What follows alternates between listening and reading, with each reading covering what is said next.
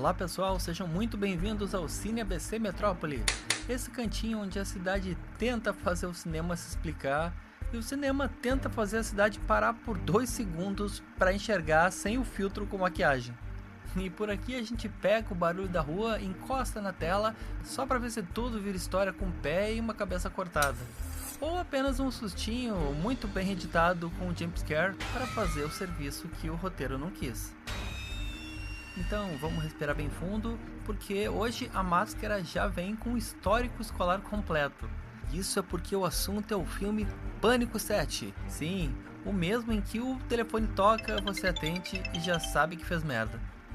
E ainda por cima chega com uma pose de slasher estudioso, caderninho de anotação do próprio susto, como se um assassino precisasse de cola para lembrar onde é que se crava a faca na mocinha.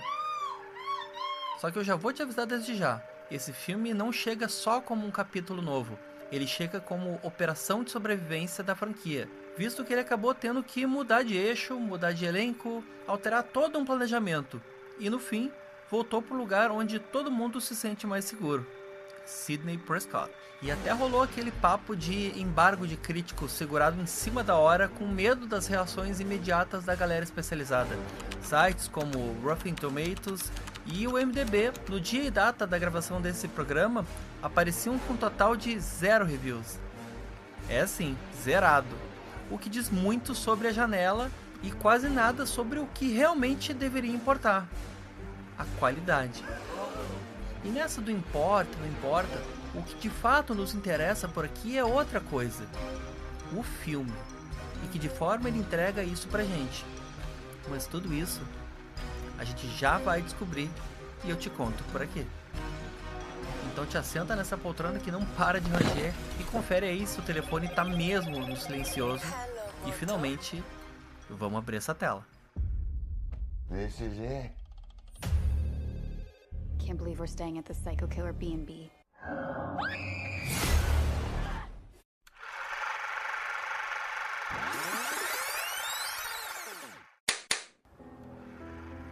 E para começar com a análise de Pânico 7, eu acho que não tem como iniciar sem falar o óbvio.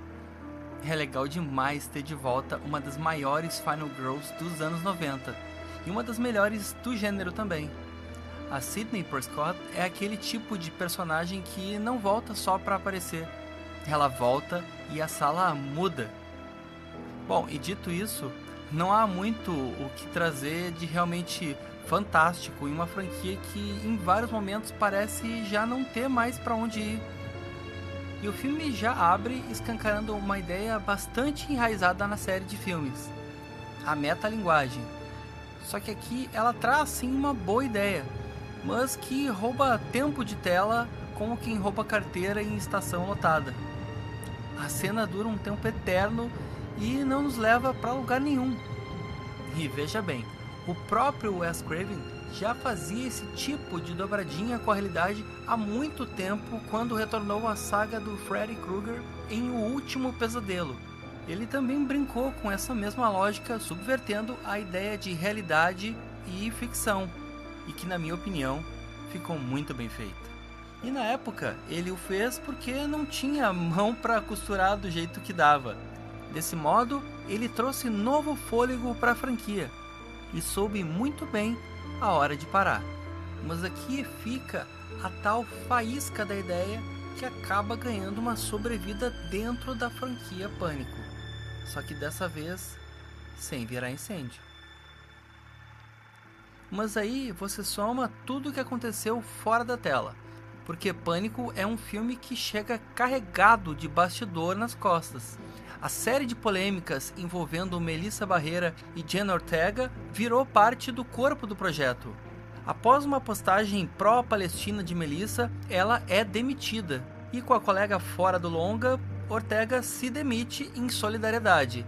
O filme então entra em maus lençóis e coube então ao roteirista Kevin Williamson segurar a bronca do jeito que dava, né? E aqui eu acho muito importante colocar o peso correto na frase segurar a bronca, porque ser roteirista do criador de Freddy Krueger é uma coisa, agora sentar na cadeira do homem é outra bem diferente. Williamson faz o que dá para esperar dele, tenta resolver a bagunça e tenta resolver justamente uma bagunça que no sexto filme tinha aquele valor estranho de bagunça que valia a pena. Só que aí ele olha pro tabuleiro e pensa, tá, eu perdi a minha linha de frente, perdi as minhas joias da coroa, então o que eu faço agora? E a resposta é tão óbvia quanto eficiente. Recorre à própria rainha. Hello, Sydney. Daí então surge o retorno de Neve Campbell, que vem embalado por esse clima meio eu tô voltando pra casa, mas com um Lulu Santos tocando no fundo. E ela parece realmente afim. E aí é que o filme brilha com gosto. Pelo menos aí. A trama de Pânico é bem direta nessa escolha. A vida tranquila que a Sidney Prescott montou é interrompida quando um novo Ghostface surge na cidade onde ela tentou recomeçar. E os medos mais sombrios se concretizam quando a filha dela, Tatum, se torna o próximo alvo do assassino. A ameaça vem para dentro da família e obriga a Sidney a voltar ao modo sobrevivência. Ela precisa então confrontar os horrores do passado para tentar interromper o massacre antes que seja tarde demais. E aqui eu vou tentar ser o mais justo possível. Pânico 7 não é um mau filme. Ele entrega sim diversão. Ele mistura nostalgia noventista com um toque de premonição na lógica de algumas mortes. Ao passo em que aposta em cenas que abusam do gore, com sangue escorrendo por trás de uma faquinha meio michuruca, como se aquilo fosse uma espada medieval.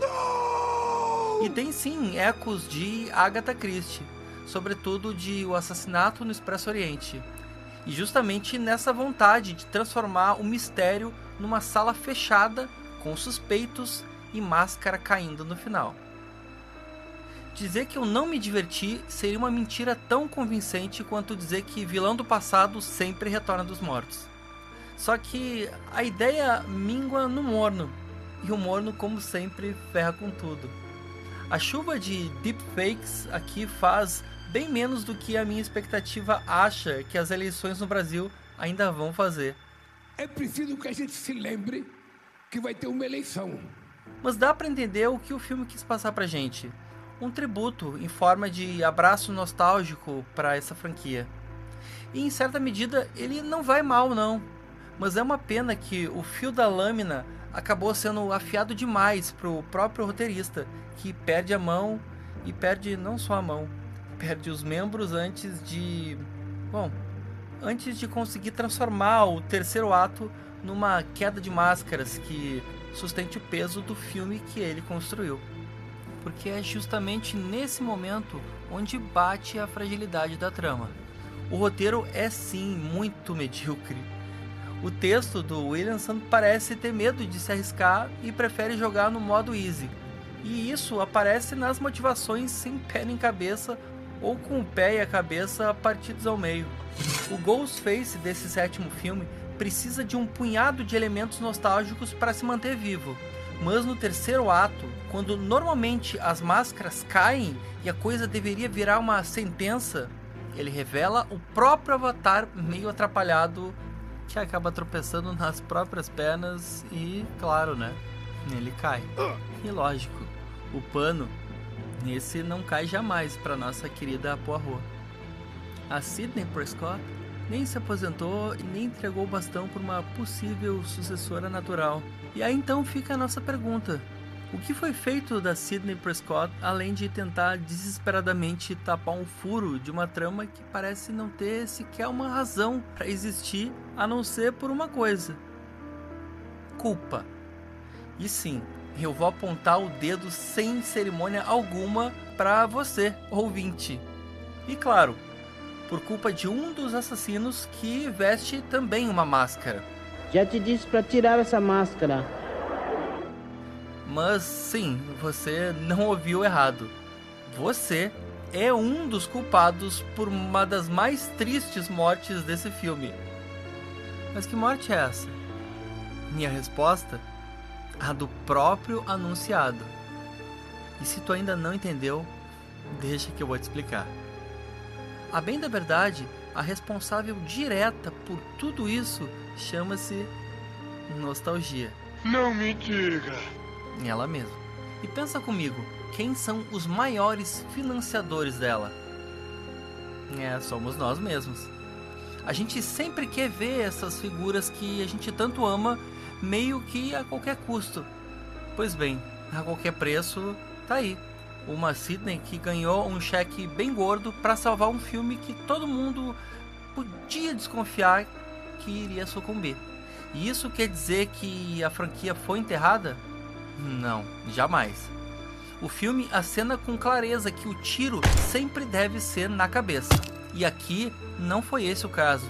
Em outras palavras, outra vez o médio ferra com tudo, mas não mata.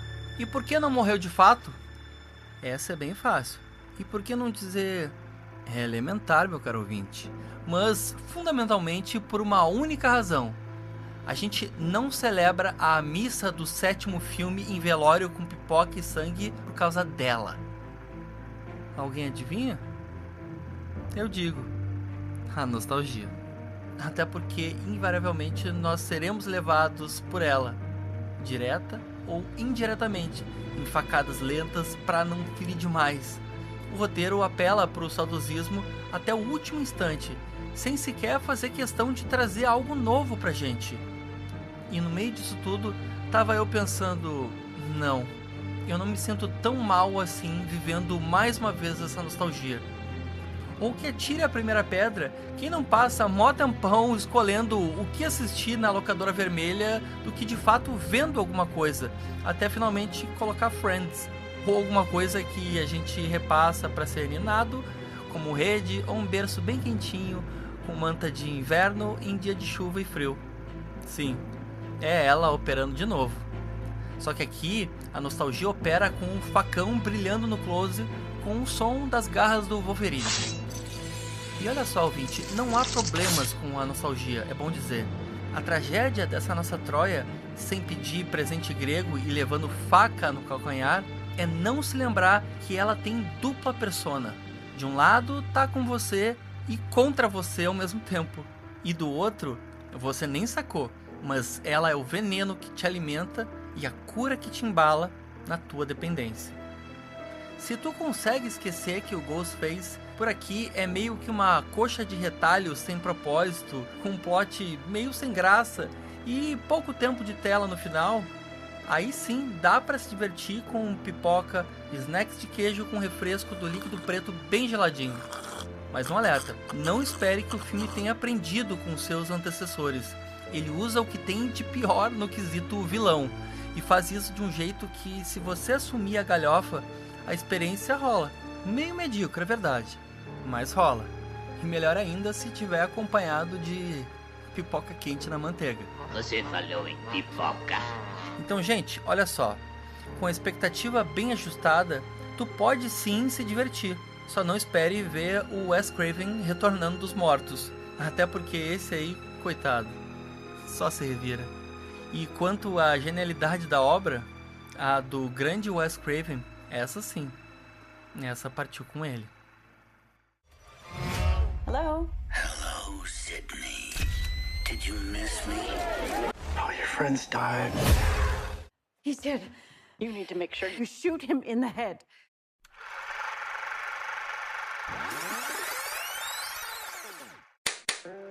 E no Drops do que vem por aí, pra quem gosta de terror com cara de clássico de época, já nota que dia 5 de março estreia A Noiva, da também atriz Maggie Gyllenhaal, uma releitura de Frankenstein ambientada na Chicago dos anos 1930.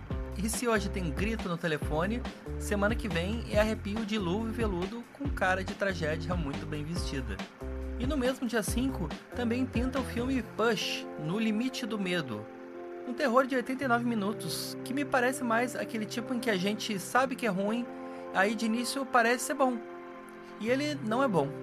Aí a gente se irrita um pouco, mas se diverte com a jornada sem expectativa que a pipoca não possa esfriar. Porque isso sim, isso é muito bom. E se você tá na rota do terror recente, fica o recado. 2026 tá com cara de sessão lotada, gritaria coletiva e gente saindo do cinema jurando que riu de nervoso. É, a máscara agradece.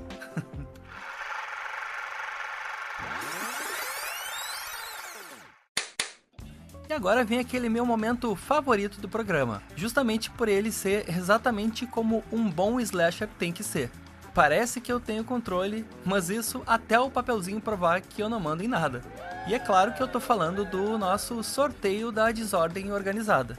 E por aqui, como sempre, a gente tem o nosso cena de esquina, fita crepe, luz de mercúrio e beco do roteiro. Então vamos misturar, sempre lembrando que aqui vale tudo, inclusive repetir papelzinho de episódio passado. E se cair igual, caiu. Se cair diferente, caiu também. E quem manda, é claro, é o universo e eu só pago de obediente.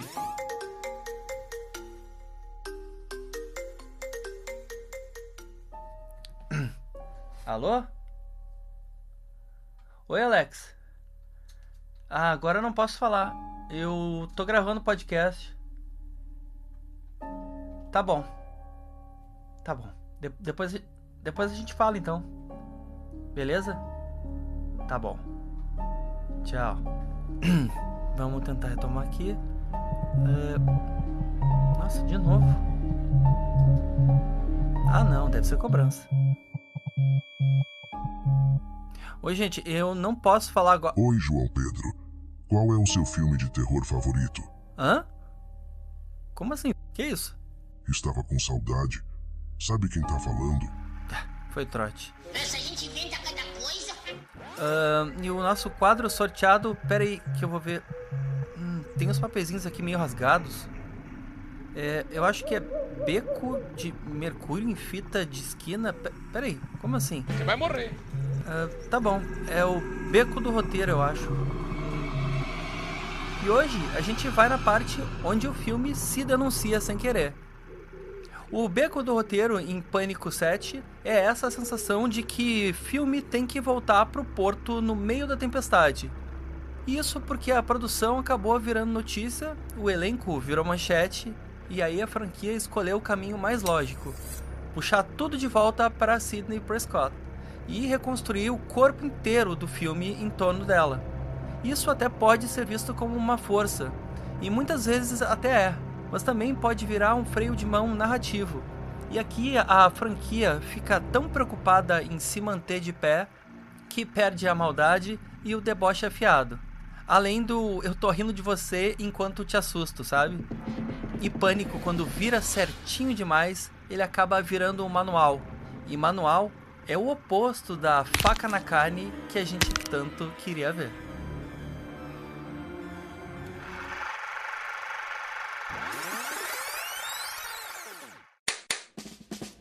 Indicação da semana. Aqui a indicação é rápida e saborosa, como tu já sabe. E se tu quer ver uma franquia encontrando a própria identidade com timing e veneno, vai de Pânico, o primeiro, sim, de 1996, dirigido sim pelo Wes Craven, um dos grandes mestres do terror. E por quê? Porque ali você vê a fórmula nascendo viva. Não tem pose, tem faca. O humor não é muleta, é armadilha. E o ritmo é tão bem calibrado que a gente acaba rindo. E no segundo seguinte, você percebe que acabou de oferecer um pescoço para ele. E aqui uma dica bônus. Se tu quer ver o Wes Craven afinando a lâmina antes de virar a metalinguagem, corre para assistir A Hora do Pesadelo, de 1984. Por quê? Porque ali ele faz o terror com regra e invenção ao mesmo tempo. O medo tem mecânica, tem imaginação e tem consequência. E sem precisar de piscadinha para a plateia para funcionar. E se tu escolhe A Hora do Pesadelo para comparar com Pânico 7, por qualquer motivo simples, é o Wes criando um mito do zero com timing e maldade. Enquanto aqui a franquia já chega com o manual pronto e a obrigação de surpreender mesmo assim.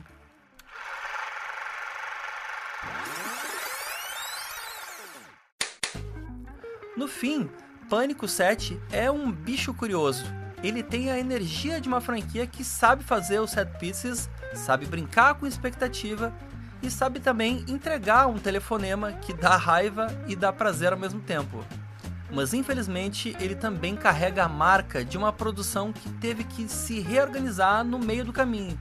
E isso às vezes aparece como prudência demais.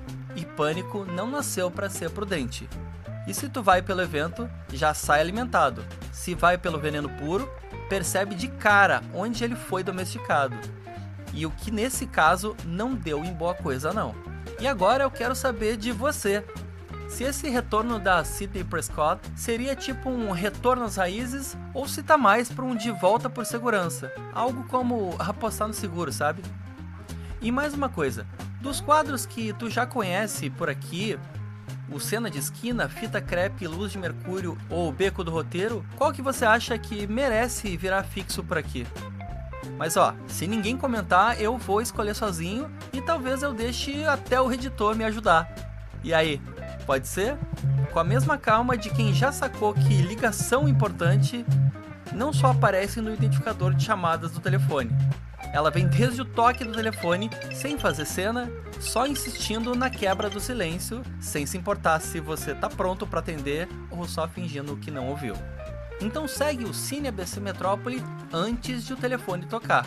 Pode ser pelo Spotify, no Deezer, no Amazon Music, no Apple Podcast ou no YouTube. A cidade continua caótica, o cinema continua tentando se manter de pé e eu continuo aqui com café gelado, opinião quente e aquela ansiedade gostosa de atender o telefone só para descobrir se hoje a ligação vai valer o susto.